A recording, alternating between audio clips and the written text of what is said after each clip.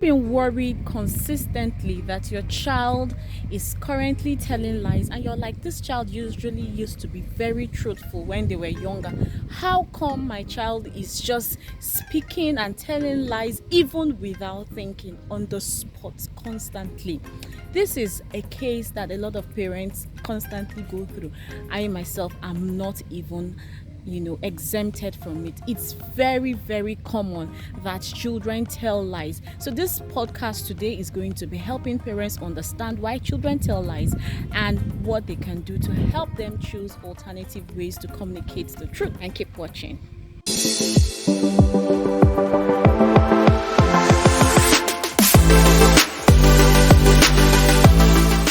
Reason why your child might be telling lies might just be that your child is trying to explore a new behavioral pattern. So this is a child that you're very happy about, the child that tells you everything that happens at home, happens in school, and you're like, this is the go-to child to find out what's happening. And suddenly your child just changes overnight and tells lies on the go.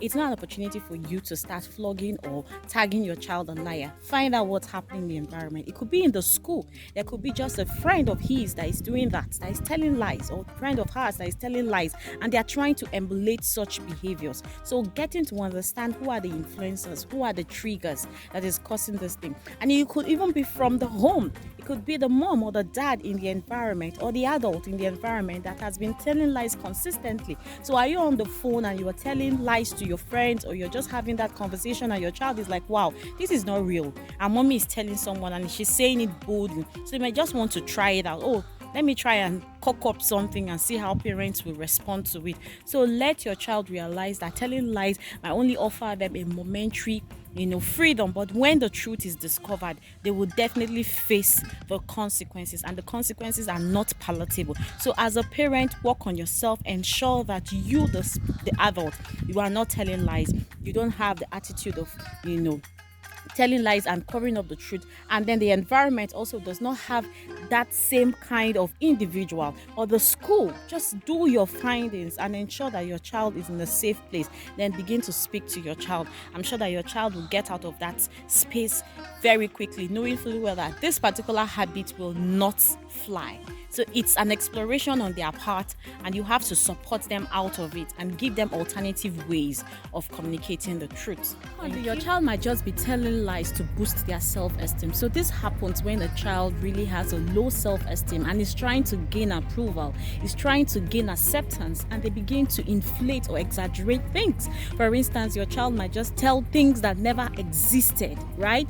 Just so that people will feel that they are the happening people in the class, or so that people will just look up to them and accord them some kind of privileges or some kind of honor or some kind of attention. So this is from a place of low self-esteem. So as a parent, you really have to work on the child's esteem.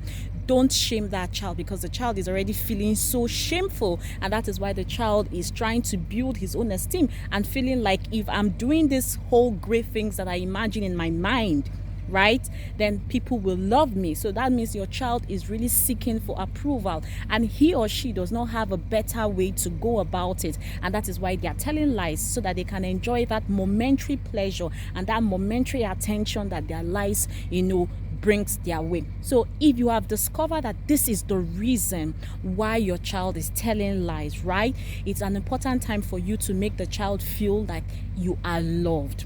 That is really what the child is wanting.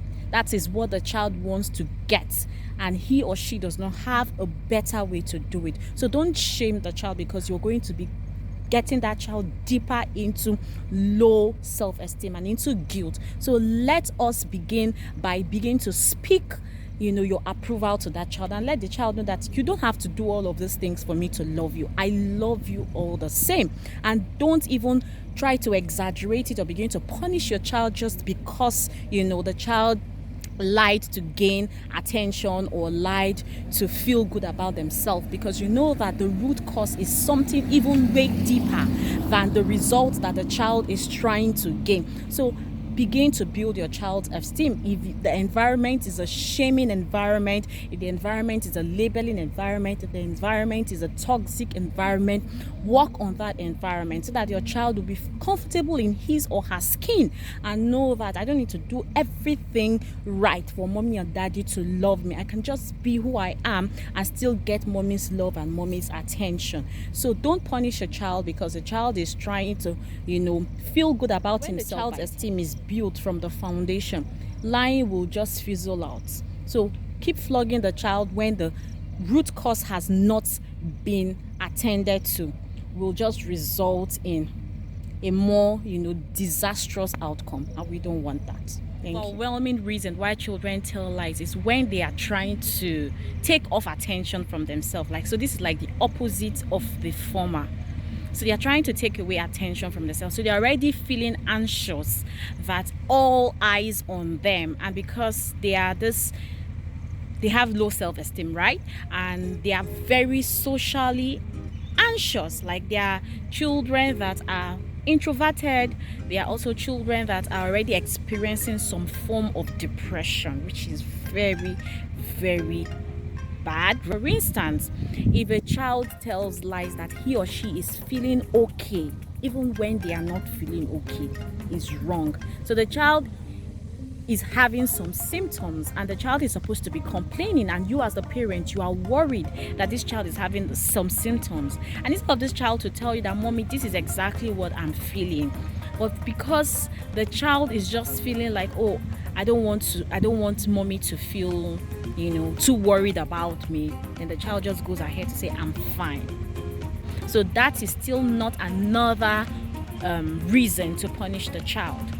Please, it's good you understand the root cause of why your child is lying. So the fact that a child has just told a lie doesn't categorically mean that the parents should just take the lie at the surface level and begin to punish the child.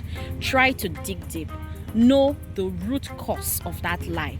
Knowing the root cause will help you understand the pattern of solution to provide for that, particular situation. You have really experienced. There are a lot of people that just feel like, okay, they don't want to share their problems so that they don't stress people. So they keep hoarding it in.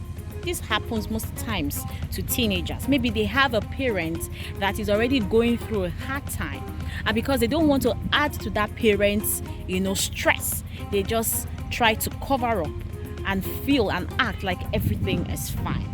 No, this child needs to understand that sharing is part of living, right? So the child has to understand that if I share what I'm going through, I'm not adding to my parents' stress, I'm not adding to my parents' trouble, but I'm only giving them an opportunity to help me, an opportunity to love me. So this child should learn how to accept love and how to enjoy help from others. So it's interaction, therapy, assurance, and constantly assuring the child that you are always there for them at all times. I hope this. Another reason why children tell lies, and this is something parents don't even realize, is that children speak. Sometimes some children speak before they think, and this happens especially with kids that have ADHD. That's attention deficit hyperactivity disorder. So if a child speaks before talking, then the parent should realize that constantly flogging will not help, because this child already has some executive dysfunction that needs attention. So for instance, your child tells you, I've done my homework, and they truly thought that they have done their homework, and they just said, I've done my homework, and you as the parent ask, have you done your homework? And the child just says, I've done my homework, right? And then the child gets to school and the teacher calls to tell you that this child submitted an undone homework. So you as the parent at that point in time, you feel so sad, like so disappointed with your child. I asked you, have you done your homework? And you said categorically that you have done your homework. So at that point in time, you will tell yourself, this child has told a big lie. So what next? You now want to confront the child and begin to ask, why did you lie to me? why did you lie to me? I asked you. And the child will be so serious, looking even surprised and say, Mommy, I thought I did my homework. This is so funny because it has happened times and time again in school. There's this particular pupil of ours that constantly turns in an undone work. And the mom comes to us and tells us that I asked him if he has done his homework and he told me that he has done his homework. So I'm even surprised. So this really is a serious thing to look into as a parent. Now, if you don't know that your child has ADHD effects happening or going on in his or her life, you will tend to just categorize your child as a liar, as an unserious person. But this is just an opportunity for you to, involve yourself with that child and help your child discover ways of sticking to a task and committing to a task. So for instance, how can you help a child with this kind of uniqueness? Now, you can help a child by setting timelines. So let's say, for instance, that your child comes home with a homework. So you don't just leave the child to himself and just feel like, I know that this child is going to do his or her homework. Let there be a timeline. You can tell the child, I want this work to be done before so and so time, so that the child will have a check, and that will help the child's memory. It will help the child's memory, because since this child has that kind of disorder, that means the child tends to forget things easily, right? So it's going to help the child's memory because there's a timeline. So that timeline keeps the child focused on the job. Now, another way you can help the child is by spelling out the rationale. So let the child understand the reason why he or she must do what he must do. Because if children don't even know the reasons for doing things, they tend not to get committed and they just get discouraged, or they just walk away when it gets tougher. And another very important way you can help the child is also helping the child have a planner, or helping the child draw a checklist. So if you know that you have a child that is very disorganized, a child that forgets things easily, so just have a planner for the child, have a checklist. So this is what we are going to do today.